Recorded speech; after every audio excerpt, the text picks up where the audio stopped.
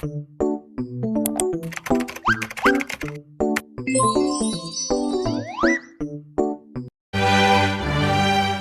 day everyone, my name is Vanessa Joy Gavilan, and together with Miss Charlotte Platino and Miss Christine Seville, let us explore the Philippine Constitution.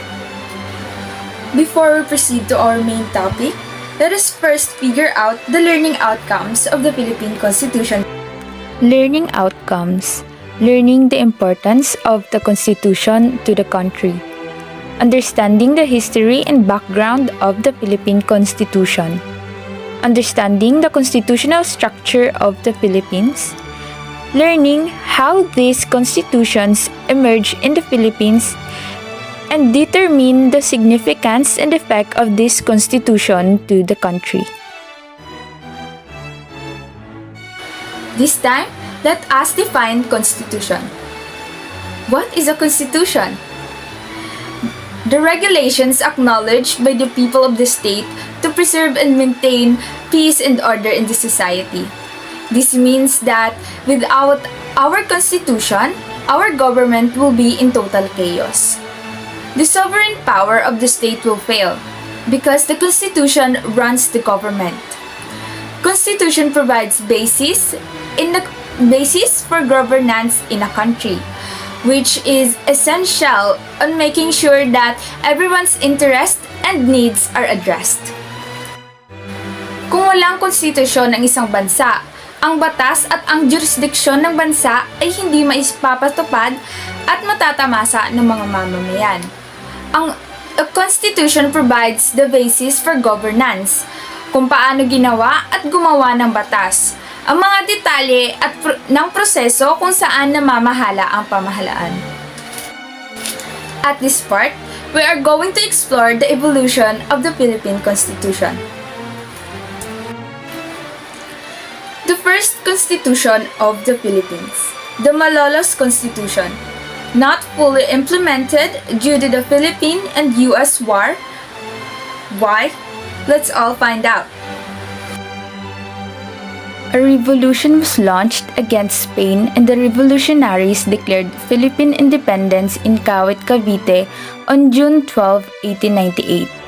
What became known as the Malolos Congress was convened on September 15, 1898, and the first Philippine Constitution was called the Malolos Constitution, was approved on January 20, 1899, ushering what is called the First Philippine Republic.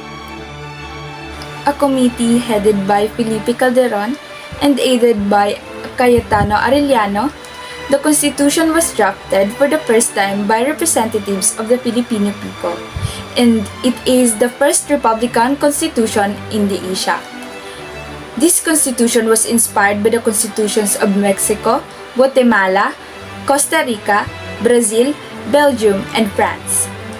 After some minor revisions, mainly due to the objections of Apolinario Mabini, the final draft of the Constitution was presented to Aguinaldo. This paved the way to launching the first Philippine Republic in the Philippines. It established a democratic republican government with three branches: the judicial, legislative, and the executive branches. It called for the separation of the church and the state. The executive branch or the executive powers were to be exercised by the President of the Republic with the help of his cabinet members. Judicial powers were given to the Supreme Court and the lower courts to be created by law. The Chief Justice of the Supreme Court was to be elected by the legislative with the concurrence of the President and his cabinet members. Ang unang republika ng Pilipinas ay pinasinayaan sa Malolos, Bulacan noong Enero 21, 1899. Pagkatapos iproklama bilang Pangulo si Emilio Aguinaldo ay nanumpa sa panungkulan. Ang bawat artikulo ng konstitusyon ay binasa at sinundan ng parada ng militar. Naihalal si Apolinario Mabini bilang punong ministro. Ang iba pang cabinet secretaries na sina Teodoro Sandico sa Interior, Baldomero Aguinaldo sa Digmaan, General Mariano Trias sa Finance at Digmaan, Apolinario Mabini sa Foreign Affairs, si Gracio Gonzaga sa Public Instruction, Maximo Paterno sa mga gawaing pampubliko at komunikasyon, at si Leon Maria Guerrero para sa agrikultura, kalakalan at komersyo.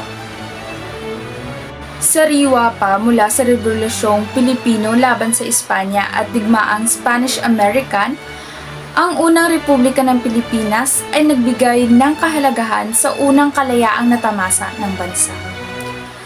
So this time, let us discuss the significance of Malolos Constitution. The Malolos Constitution enshrined the rights of Filipino citizens denied by their colonizers. It also organized a government with powers shared by the three branches: the executive, the legislative, and the judicial branch. It also recognizes the separation of church and state and promoted education and valued the native tongue. At ngayon, dumako naman tayo sa pangalawang konstitusyon ng Pilipinas, the 1935 Commonwealth Government.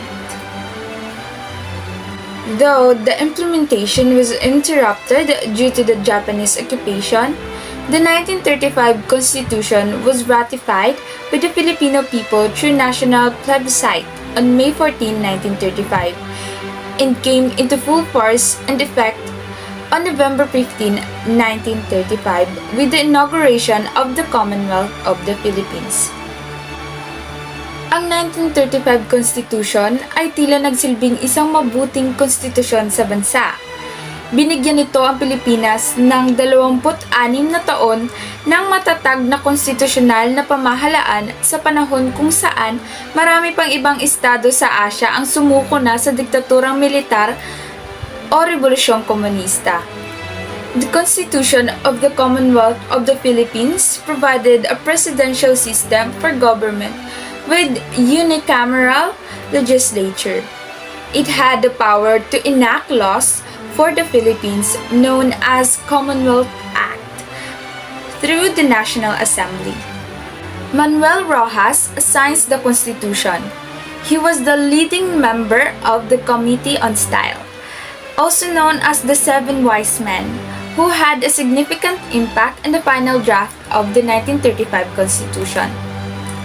The main principle of the 1935 Constitution was no person shall be deprived of life, liberty or property without the due process of law, nor shall any person be denied the equal protection of law. Second, private property shall not be taken for public use without the just compensation.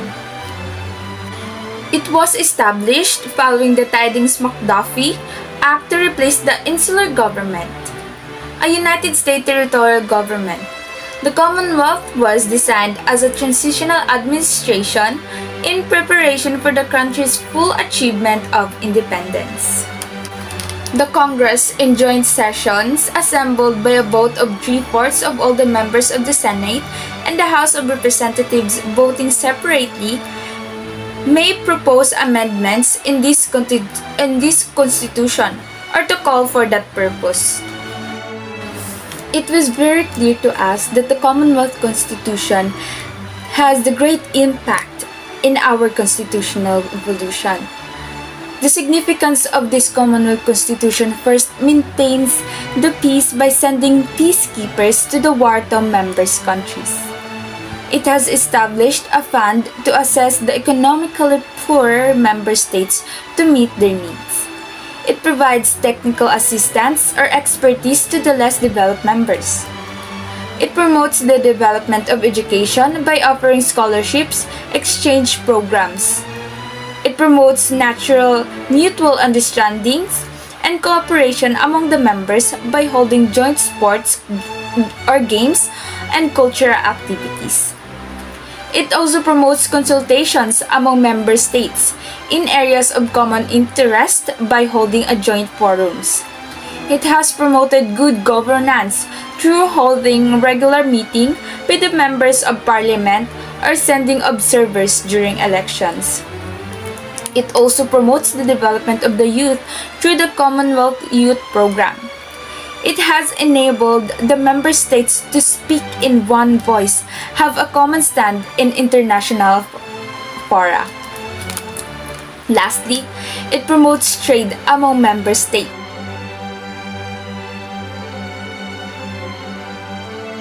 The Commonwealth government was restored.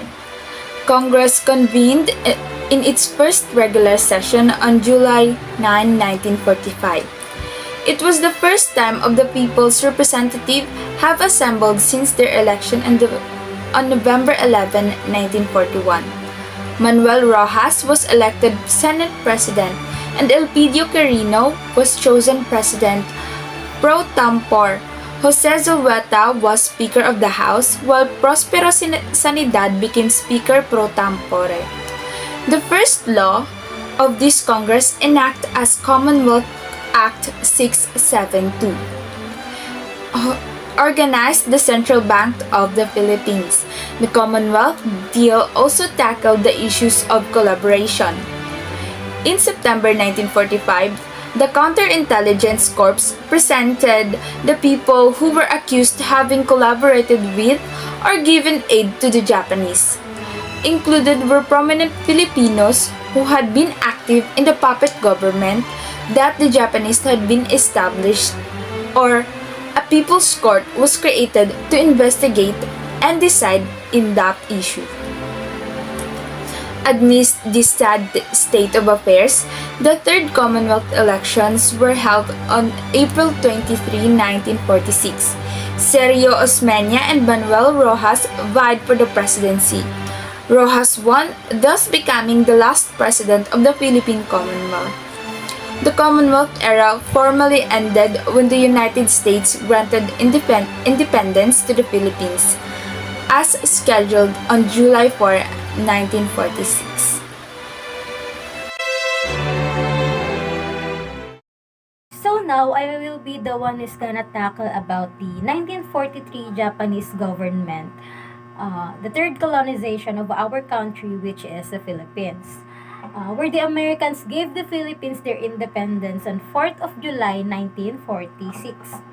So, in here, with the fall of Bataan and Corregidor, in 1942, a Japanese republic was established. In reality, a period of military rule by the Japanese Imperial Army.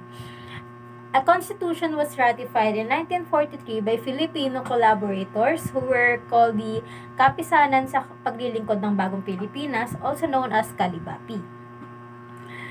The 1943 Constitution was the Constitution of the Japanese-sponsored Second Republic of the Philippines from 1943 to 1945. It was recognized as legitimate and binding only in Japanese-controlled areas of the Philippines, but was ignored by the United States government and the Philippine Commonwealth government in exile. So, ang 1943 Constitution of Republic of the Philippines daw ay binubuo ng isang preamble at 12 articles na lumilikha ng isang republican state na may makapangyarihan na executive branch at subordinate legislative ng mga judicial branches. Ang executive power ay nasa president na kung saan i-elect ng mga miyembro ng National Assembly mula sa kanilang mga sarili, ang Pangulo ng Pamahalaan at Commander-in-Chief ng Armed Forces. Ang mga kapangyarihan ng Pangulo ay iveto ang anumang panukalang batas ng Assembly. Upang ipahayag ang mga regulation ng mga Assembly ay wala sa session at sa panahon ng digmaan or national emergency para i-declare ang martial law at para isuspend ang privilege of writ ng habeas corpus at para i-appoint ang mga members ng Council of State at official ng mga local government. So, ang limited na legislative power ay ginagamit ng unicameral National Assembly na ang members tulad ng President ay hindi inelect ng mga tao, Sa halip, ang mga assembly ay bubuuhin ng mga representatives mula sa bawat provinces na inelect sa mga conventions ng Kalibapi sa buong bansa, na may mga inappoint na governors at mayors bilang ex-official members. Ang judicial power ay ginagamit ng Supreme Court para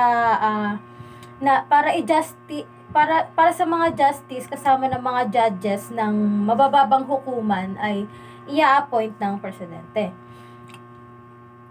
So, ang 1943 Constitution ay nagsasabi ng mga tungkulin at karapatan ng mga mamamayan, nag-aatas sa government na i-develop ang Tagalog bilang national language, at itinakda na isang taon pagkatapos ng termination ng Great East Asia War or tinatawag na World War II, na isang bagong constitution na dapat ang bubuuhin at pagtibayan para mapalitan itong constitution. So, ang 1943 Constitution ay ang constitution ng Japanese-sponsored Second Republic of the Philippines mula 1943 hanggang 1945.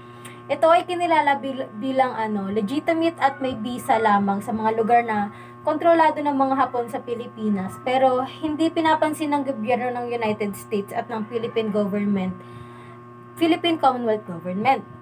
So noong June 1943, ang Preparatory Commission of the Philippines Independence, also known as PCPI, na binubuo ng 20 delegates ay nilikha para mag-draft ng bagong constitution ng kapisanan sa paglilingkod sa bagong Pilipinas, which is yun yung tinatawag natin na Kalibapi.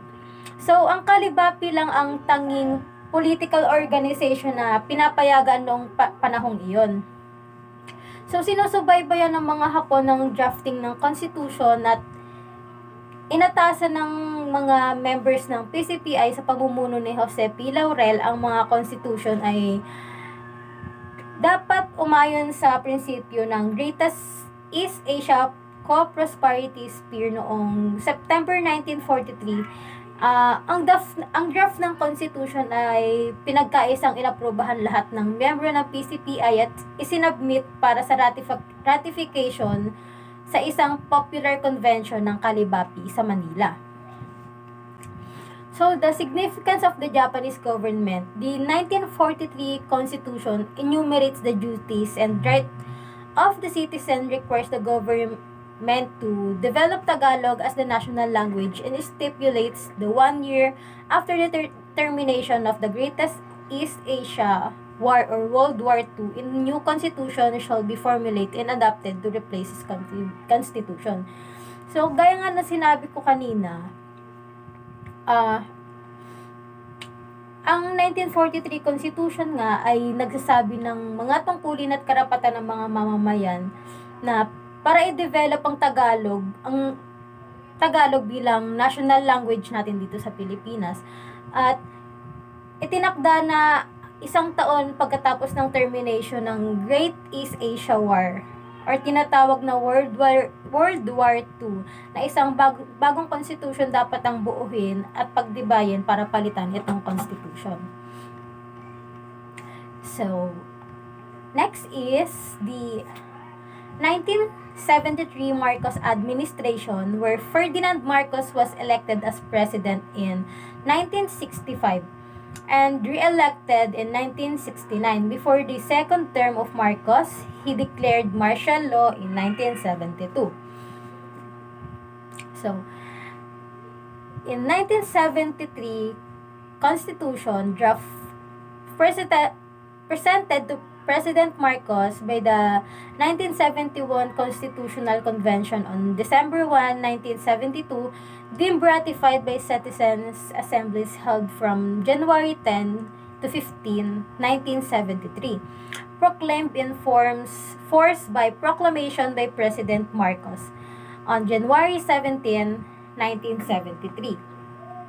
The 1973 Constitution, composed of a preamble and 17 articles, provide for the shift from presidential to parliamentary system of government. The Constitution vests the legislative power in the National Assembly.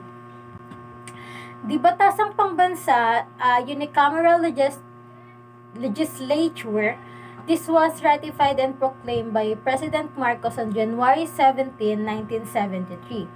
Amidst widespread protests and controversy with the proclamation of new constitution, the presidential form of government was changed to a modified parliamentary form. So, from the moment of independence, ang politika ng Pilipino ay sinalanta ng twin demons of corruption at scandal. Sa kabila nito, nagawa ni na Pangulong Ramon Magsaysay, Carlos Garcia at Diosdado Macapagal na patatagin ng bansa at ipatupad ang mga lokal na reforma, pag-iiba-iba ng ekonomiya at bumuo ng ugnayan ng Pilipinas hindi lamang sa United States kundi gayon din sa neighbors natin sa buong Asia. So si Ferdinand Marcos ay na-elect as president noong 1965 at na-re-elect muli noong 1969. Siya yung unang president na na-re-elect dito sa ating bansa. Sa desire na manatili sa kapangyarihan beyond this legal tenure, dineclare niya yung martial law noong 1972. Bago matapos ang kanyang second and last term na binanggit ang lumalagong communist insurgency bilang katwiran nito, pagkatapos ay manipulate niya ang isang patuloy na constitutional convention at nag-cause ng drafting ng isang bagong constitution which is yung 1973 constitution na nag-aalaw sa kanya na mamuno sa pamamagitan ng decree until 1978. Noong ang presidential system ng 1935 constitution ay pinalitan ng parliamentary. So, under ng bagong system na to, pinanghawakan ni Marcos ang kapangyarihan at nagpatuloy sa pamamahala sa pamamagitan ng decree, suppressing democratic institution at paghihigpit ng civil freedom. So, noong 1981, official na inalis ang martial law pero nagpatuloy si Marcos sa paghahari sa pamamagitan ng pagiging re-elected sa isang farce ng isang election ng panibagong 6 years na term. Pero before i-declare ni President Marcos ang martial law, yung Constitutional Convention ay nasa proseso na ng deliberation sa pag-amend or pagbabago ng 1935 Constitution. Natapos nila ang kanilang trabaho at ipinasa ito kay President Marcos noong December 1, 1972. Tapos sinubmit to ni President Marcos para sa ratification noong January 1973. Pero nakikita na nila yung direktang pagpapatibay ng Constitution ay possible na mag-fail, kaya inilabas ni Marcos yung Presidential Decree number 86 noong 1972 na lumilikha ng Citizens Assemblies para pagtibayin ng bagong drafted na constitution na sa pamamagitan ng boto viva voce kapalit ng secret ballot. So the significance of Marcos administration, the Philippines renounced the war as an instrument national policy, adopts the generally accepted principles of international law as part of the law of the land, and adheres to the policy of peace, equality, justice, freedom, cooperation, and amity with all nations.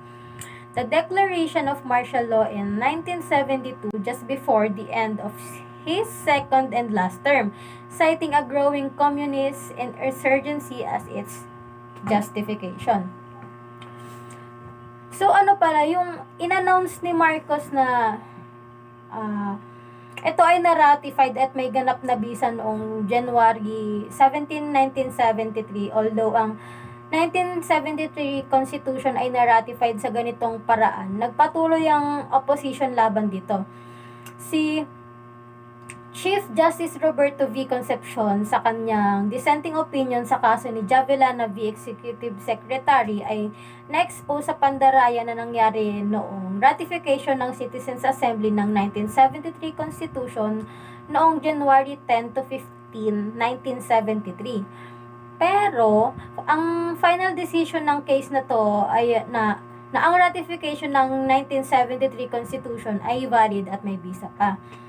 So, noong dineclare ang martial law and Constitutional Convention sa bisa ng Act of Congress noong 1971 ay nasa proseso ng pagdadraft ng bagong constitution ng final na pinagtibay ng convention noong November 29, 1972. Ito ay na-ratified at pinoclaim ni President Marcos noong January 17, 1973 sa gitna ng malakawang protesta at controversy. So sa proclamation ng isang bagong constitution ng presidential form ng government ay binago sa isang parliamentary form. Ang Congress ay inalis at pinalitan ng isang elected na unicameral National Assembly na kilala bilang Batasang Pambansa. So, binubuo ang Batasang Pambansa ng maximum na 200 members na inelect mula sa iba't ibang provinces kasama ang kanilang component na cities. So, sa mga highly urbanized na city at district ng Metropolitan Manila na i-appoint bilang representatives mula sa iba't ibang sectors tulad ng kabataan, agricultural at industrial labor sectors at mga pinili ng president mula sa mga members. Tapos yung mga members ay may 6 years na term. So, the next part will be tackled by Miss Platino about the 1986 Freedom Constitution. So now we will talk about the Freedom Constitution 1986. So, first, when democracy was restored in 1986, the 1973 Constitution was replaced by first, the Freedom Constitution, also known as Proclamation Number 3. Then our country constitution and 1987 constitution. This constitution came into full force and effect on February 11, 1987 after President Corazon C. And then Ninoy assassination, Marcos holds snap election caused the EDSA people to power one and forced Marcos family to exile, and Cory Aquino become president and replace it when Freedom Constitution. No person shall be deprived of life, liberty, or property without due process of law, nor shall any person be denied the equal protection of the laws. We have the right to life, liberty, security, and property. We have the right to a transparent, credible, competent, and impartial justice system, free from influence and corruption where wrongs and redressed, and justice is dispensed fairly, speedily, and equitably. What is also called as Freedom Constitution? Tinatanong natin na ano ang mga na-contribute ni Marcos sa Pilipinas. So, Marcos, who thereafter ruled a decree, curtailed press freedom and other civil liberties, abolished Congress, controlled media establishment, and ordered the arrest of opposition leader and militant activist, including his stoutest critics, Senators Benigno Aquino Jr. What kind of government does Marcos have? So, he ruled under martial law from 1972 until 1981 and kept most of his martial law power until he was deposed in 1986, branding his rule as constitutional authoritarianism under his kilusang bagong lipunan, New Society Movement. Sabi nga, with the proclamation of a new constitution, the presidential form of government was changed to a modified parliamentary form. So ano nga ba yung significance of Marcos administration? Sabi dito, the Philippines re-announced war as an instrument of national policy, adopts the general accepted principle of international law as part of a law of the land, and adheres to the policy of peace, equality, justice, freedom, cooperation, and amity with all nations. The declaration of martial law in 1972, just before the end of his second and last term, citing a growing communist insurgency as its justification. Constitution. The anti-Marcos Constitution prevent a dictatorship, social justice, present for human rights, civil liberties, and national sovereignty. This constitution consists of three branches: executive branch, legislative branch, judiciary branch. Approved by the 1986 Constitutional Commission on October 12, 1986, the 1987 Constitution of the Republic of the Philippines was presented to President Corazon C. Aquino on October 15, 1986. It was ratified on February 2, 1987 by a plebiscite. It was proclaimed in force on February 11, 1987. A provisional government was proclaimed in March 1986 by Aquino without the adoption of an interim constitution informally called Freedom Constitution. By her administration, she did not officially proclaim a revolutionary government, which some of her aides advised as too inflammatory. So what is the significant present constitution? 1987 Constitution established a representative democracy with the power divided among three separate and independent branches of government. The executive, a bicameral legislature, and the judiciary. The Constitution guaranteed all manners of civil rights and personal freedom, such as freedom of speech, the press, religion, movement, assembly, and association. Citizens also had the right to a fair trial and free education. In practice, the government paid almost no attention to these freedoms. This constitution seemed ideal to many Filipinos emerging from 20 years of political repression and oppression. The state recognized the Filipino family as the foundation of the nation. Accordingly, it shall strengthen its solidarity and actively promote its total development. Only three constitutions effectively govern the country: 1935 and 1973 and 1987.